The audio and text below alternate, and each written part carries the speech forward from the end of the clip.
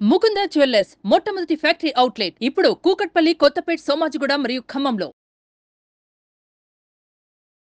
అక్కడ సృజనాత్మకత అంటే మీకు కావాల్సిన పిక్చర్ని మీరు పర్ఫెక్ట్గా చూడగలగాలి. దాంట్లో ప్రతి దాంట్లో ఒక కళను చూడగలగాలి, ఒక జీవాన్ని చూడగలగాలి. నేను చెప్పేది అది. అక్కడ డబ్బు సంపద ఐశ్వర్యం రావాలంటే చాలా దగ్గర మనం ఏం చేస్తున్నామంటే మనకు మనం నర్వస్గా ఫీల్ అవుతున్నాం. అంటే మీకు ఎన్నో అవకాశాలు వచ్చాయి ఇప్పటివరకు, కానీ వాటిని అందిపుచ్చుకోవడానికి మీ యొక్క ధైర్యం సరిపోలేదు. ఫస్ట్ మన సబ్జెక్ట్లో ఫస్ట్ నేను ఎన్నోసార్లు చెప్పాను, ఈ సబ్జెక్ట్ అంతా కంప్లీట్ డిఫరెంట్. ఇప్పటి వరకు మనం ఒక రామాయణం విన్నాం, ఒక మహాభారతం విన్నాం, ఇట్లాంటి ఇతిహాసాలు పురాణాలు ఎన్నో విన్నాం. ఒక రాముడి గురించి చెప్తే మనకి ఈజీగా అర్థమైపోద్ది. ఓకే, ఒక కృష్ణుడి గురించి చెప్తే ఈజీగా అర్థమైపోద్ది. ఆ పురాణాల్లో కొన్ని కథలు కూడా మనకు చెప్తే కూడా చిన్నప్పటి నుంచి వినుంటాం, లేదంటే మన ఉపన్యాసాల్లో వినుంటాం, లేకపోతే టీవీలో మాధ్యమాల్లో చూసుంటాం. అవి చాలా సులభంగా అర్థమవుతాయి. కానీ ఈ సబ్జెక్టుకి వచ్చేసరికి ఏమవుతుందంటే కన్ఫ్యూజ్ అవుతాడు మనిషి. నేను ఎన్నోసార్లు చెప్పాను ఈ విషయం, ఎందుకంటే ఇది కంప్లీట్ డిఫరెంట్గా ఉంటుంది. అంటే సమాజానికి భిన్నంగా, ఓకే, ఇక్కడ ఉన్న పరిస్థితుల కంటే భిన్నమైనటువంటి ఆలోచనలు చేయాలి. నువ్వు భిన్నంగా ఉండాలి. నువ్వు ఏంటంటే అప్పుడు ఏటి వాళ్ళకు విచిత్రంగా కనిపిస్తావు, అంటే మామూలుగా కామన్ మ్యాన్గా కనిపించాం. వీడేంద్ర అంతా ఇలా ఇలా ఆలోచిస్తున్నాడు, ఇలా చెప్తున్నాడు అనే విషయంలో మిమ్మల్ని తప్పు పట్టడం జరుగుతుంది. ఇప్పుడు ఏమవుతుంది, మీరు సమాజంతో కలిసి ఉన్నారు, కానీ అక్కడ వాళ్ళు మిమ్మల్ని వ్యతిరేకంగా చూస్తున్నారు. ఇప్పుడు మీరు వాళ్ళతోని కలవరేలు అలాగని భిన్నంగా ఉండాలి. ఈ కన్ఫ్యూజన్లు ఏమవుతారంటే అటు ముందుకు పోలేరు, ఇటు వెనక్కి రాలేక మధ్యస్థంగా ఉండి మళ్ళీ ఏమి సాధించలేక కంట్రోల్ చేసేసి దీన్ని వదిలిపెట్టేసి మళ్ళీ వెనక్కి వచ్చేస్తాం. అది చేయకండి ఎక్కడ కూడా. నేను ఎన్నోసార్లు చెప్పాను, నా క్లాస్కి వస్తే దాన్ని పట్టుకునే ప్రయత్నం చేయండి. పట్టుకున్నారా వదలకండి, ఖచ్చితంగా సక్సెస్ అవుతారు. ఎందుకంటే ఈ సబ్జెక్ట్లో సక్సెస్ తప్ప ఇంకేం లేదు. కానీ ముందు ఈ సబ్జెక్ట్ని పట్టుకునే గట్స్ కావాలి.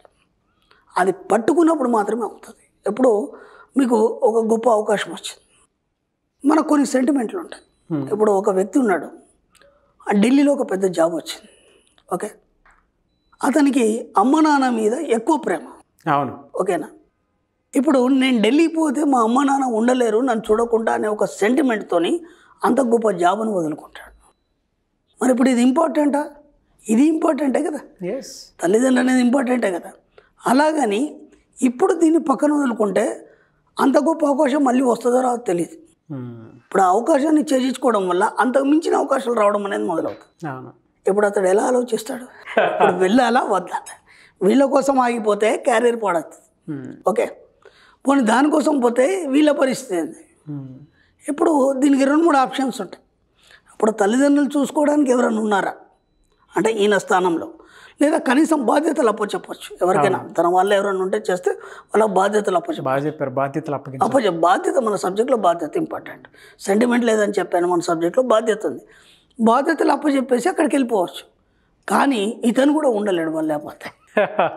అక్కడ సెంటిమెంట్ వల్ల ఏమైపోయింది, అంత గొప్ప అవకాశం నీకు విశ్వం ఇవ్వడం వల్ల దాన్ని నువ్వు కాదనుకున్నావు. దానికి నువ్వు క్షమాపణ కోరుకోవాలి. మన సబ్జెక్ట్లో క్షమాపణ ఎక్కడెక్కడ చెప్పాలి, ఎందుకు చెప్పాలి, ఓకే. మీకు తెలియకుండా యు ఆర్ ద బాస్, మీ ఆఫీస్లో ఎవరో మీ దగ్గర పనిచేస్తున్నారు, ఏదో సందర్భంలో ఏదో మాట అన్నారు, మీకు తెలియదు, అతను గాయపడ్డాడు. అది మామూలుగా క్యాజువల్ అని అన్నారని గాయపడ్డారు. కానీ ఏనాడు కూడా మీకు అది బాధ కనిపించలేదు. అతనికి అది ఎప్పుడు కూడా పట్టి పీడిస్తుంది, గుర్తుకొచ్చినప్పుడు. ఇప్పుడు దానికి మీరు క్షమాపణ చెప్పుకోవాలి, మీకు మీరే చెప్పుకోవాలి క్షమాపణ. ఎందుకు చెప్పాలి, ఎక్కడ చెప్పాలి, మీకు ఏం అర్థం కానప్పుడు ఆ విశ్వానికి చెప్పండి.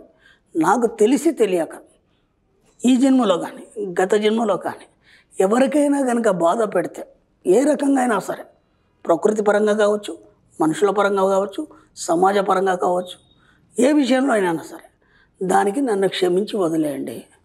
ఒక్కసారి మీరు యూనివర్స్ చెప్పేయండి. ఇక మీకేం ఉండదు, ఇక మీకేం ఏది కూడా మీకు అంటదు. అప్పుడేమవుతుంది, విషయం చూసుకుంటుంది. చూసుకొని ఏం చేస్తుంది, ఓహో ఇతని లోపల అది ఒకటి ఉంది, దాన్ని తీసేయాలి, కాబట్టి అందరిని క్షమించేస్తుంది.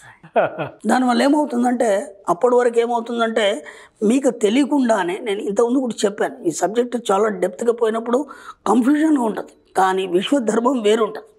విశ్వధర్మంలో ప్రతిదీ క్యాల్కులేట్ చేస్తుంది. అవును, మీరు చేసిన ప్రతిదీ కూడా క్యాల్కులేట్ చేస్తుంది, మంచిగా చెడు అనేది క్యాల్కులేట్ చేస్తుంది. ఇప్పుడు అతను అక్కడ బాధపడుతున్నప్పుడు ఏమవుతుందంటే మీకు తెలియదు అతను బాధపడుతున్న సంగతి, ఓకే. అదేదో క్యాజువల్గానే అన్నారు కానీ అతను బాధపడుతున్నాడు. అది మీ యొక్క జీవన చక్రాన్ని డిస్టర్బ్ చేస్తుంది. ఓకేనా? అంటే కొన్ని విషయాల్లో ఏదైనా డిస్టర్బెన్స్ రావడం కానీ, పనులు కాకపోవడం కానీ, పనులు జరగకపోవడం కానీ, ఇలా ఎక్కడ మనం ఏం చేసామో మనకు తెలియదు. అవును. కాబట్టి ఫస్ట్ మిమ్మల్ని మీరు క్షమించుకోండి. అద్దం ముందు నిల్చొని మనం మిర్రర్ వర్క్ చెప్పాం. కాబట్టి నన్ను నేను క్షమించుకుంటున్నాను. ఎందుకంటే నీకు ఎన్నో రకాలుగా అనారోగ్యం కావచ్చు, లేకపోతే ఎన్నో రకాలుగా ఎన్నో విషయాలు మీకు ఆపాదించబడినప్పుడు ఆ విషయాల్లో మీరు ఒక స్టెప్ తీసుకోలేకపోయినప్పుడు మిమ్మల్ని మీరు క్షమించుకోవాలి. ఆ క్షమించుకున్నప్పుడు ఏమవుతుందంటే, ఓహో ఇక్కడ ఈ విషయంలో ఇతను చేయలేడు కాబట్టి తనను తాను క్షమించుకున్నాడు. నాకు అంత మంచి అవకాశం ఇచ్చి నేను ఉపయోగించుకోలేదు. సరే నాకు ఇది ఉంది, నేను డాక్టర్ దగ్గర వెళ్ళాలి, నేను వెళ్ళలేకపోయాను అంటే నా శరీరాన్ని నేను బాధ పెట్టాను కాబట్టి దానికి నేను క్షమాపణ కోరుకుంటున్నాను. అప్పుడు ఏమవుతుంది? ఆరోగ్యంగా తయారైపోతారు. ఇట్లా ప్రతి దగ్గర కూడా మనం ఏం చేయాలంటే, ప్రతి దగ్గర కూడా మిర్రర్ ముందు నిల్చొని ఒక రోజు ఒక 5 నిమిషాలు ఒక క్షమాపణ పర్వం అనేది ఒకటి ఉంటుంది మన సబ్జెక్ట్లో. అక్కడ ప్రతి దగ్గర ఎవరెవరికి మనం ఎక్కడెక్కడ ఏమి ఇచ్చేసాము మీకు తెలియదు, దానికి క్షమాపణ అనేది కోరుకోవాలి. అలా క్షమించుకోవడం వల్ల ఏమవుతుందంటే మీ యొక్క అనాహత చక్రం అనేది క్షమాతత్వాన్ని పొంది అది ప్రేమతత్వంగా మారుతుంది. ఎప్పుడైతే అనాహత చక్రం ఎప్పుడైతే మీకు 4th seal అంటారు దాన్ని, అది ఎప్పుడైతే ప్రేమతత్వంగా మారుతుందో అప్పుడు ప్రకృతిని మీరు ప్రేమించగలుగుతారు, ప్రతిదాన్ని మీరు ప్రేమించగలుగుతారు. ఎక్కడ ఎవరికి బాధ పెట్టకుండా మీ యొక్క లైఫ్ అనేది నడుస్తుంది. ఆ క్రమంలో మీకు డబ్బు సంపాదించడం అనేది ఆటోమేటిక్గా వస్తుంది. ఇంకా మీరు ప్రత్యేకంగా దాన్ని ఆకర్షించే అవసరం లేదు. ముందు మీరు క్షమతత్వాన్ని అలవాటు చేసుకోవాలి, దాంతో ప్రేమతత్వం అలవాటు అవుతుంది. దాని ద్వారా ఏమవుతుంది? ఆటోమేటిక్గా మీరు కోరుకునే మీ దగ్గరకు వచ్చేస్తాయి. అది ఈజీ టెక్నిక్ అనమాట అది. అందుకే మనం ఇంతకుముందు కొన్ని చెప్పాము. ఉదయం లేచి నుంచి పడుకునే వరకు కృతజ్ఞతలు చెప్పాలి, థ్యాంక్స్ చెప్పాము. దాంట్లో క్షమతత్వం అనేది కూడా ఒక పాయింట్ ఇది. కాబట్టి మనం క్షమాపణ చెప్పుకోవాలి, థ్యాంక్స్ చెప్పుకోవాలి. రోజు కూడా ఉదయం నుంచి సాయంత్రం వరకు ఒక 100 మనం కృతజ్ఞతలు చెప్పుకోవాలని చెప్పాము. రీసెంట్లీ మా గ్రూప్లో మణిమంత్ర గ్రూప్లో కూడా నిజంగా కూడా ఆ అబ్బాయి ఎవరో పెట్టారు, 100 థ్యాంక్స్ చెప్పాడు. ఆయన అంటే 100 కృతజ్ఞతలు చెప్పాడు ఉదయం లేచి నుంచి రాత్రి వరకు. అంటే దేని చెప్పుకోవాలి, కంష అవుతారు కదా అందరు. అవునవును. ఎంతో స్థిరంగా కూర్చుండి ఎంత ఓపికగా రాశాడు ఆ అబ్బాయికి హ్యాట్స్ ఆఫ్ చెప్తున్నాను నేను నిజంగా కూడా. అంటే నేను ఎన్నోసార్లు చెప్పాను నేను నిరంతర విద్యార్థిని అని. మనం చెప్పడం మట్టుకే చేస్తాం, దాన్ని ఆచరించేవాడు వేరు. మనం అన్నీ ఆచరించలేము, ఎందుకంటే మనం ఉన్న బిజీ షెడ్యూల్లో మనం అన్నీ ఆచరించలేము. ఆ అబ్బాయి అంత స్థిరంగా కూర్చొని 100 కృతజ్ఞతలు రాయగలిగాడంటే ఒక కనీసం 2 గంటలు టైం పట్టుద్ది దానికి దేనికి కృతజ్ఞతలు చెప్పాలని. అది ఎంత ఈజీ అయిపోయిందంటే జస్ట్ అంత ఫోకస్డ్గా ఉన్నాడు. దాన్ని చదివేస్తే అయిపోతుంది అంతే. ఇక మొత్తం అన్నిటికీ కూడా మీరు కృతజ్ఞతలు చెప్పగలుగుతారు. ఆ కృతజ్ఞతల వల్ల మీకు ఆ విషయం మీకు సహకరించి ఏది కోరుకుంటుంది మీ దగ్గరికి తీసుకొస్తుంది. అదే క్షమాపణలు, కృతజ్ఞతలు మ్యాక్సిమం మన సబ్జెక్ట్లో ఎక్కడ వీలైతే అక్కడ చెప్పడం అనేది మొదలు పెట్టండి. ఆ స్టూడెంట్ ఎవరైతే ఉన్నారో వాళ్ళకి నేను మాత్రం స్పెషల్గా చాలా థ్యాంక్స్ అండి. నేను కూడా చెప్తాను, నేను చాలా ఫుల్లీ సాటిస్ఫైడ్ అయిపోయాను. నేను పర్టికులర్గా అన్నీ చదివాను, మొత్తం కంప్లీట్గా చదివాను. ఎందుకంటే ఇంకా ఎక్కడేమన్నా మిస్ అయ్యాను అన్ని పర్ఫెక్ట్. ఉదయం లేచి సాయంత్రం వరకు 100 కృతజ్ఞతలు అవి ఏంటి అనేది మంచిగా శుభ్రంగా రాశాడు. గ్రేట్. అతని ఓపికకి అతని ఆలోచనకి హ్యాట్స్ ఆఫ్. చాలా బాగా చెప్పారండి.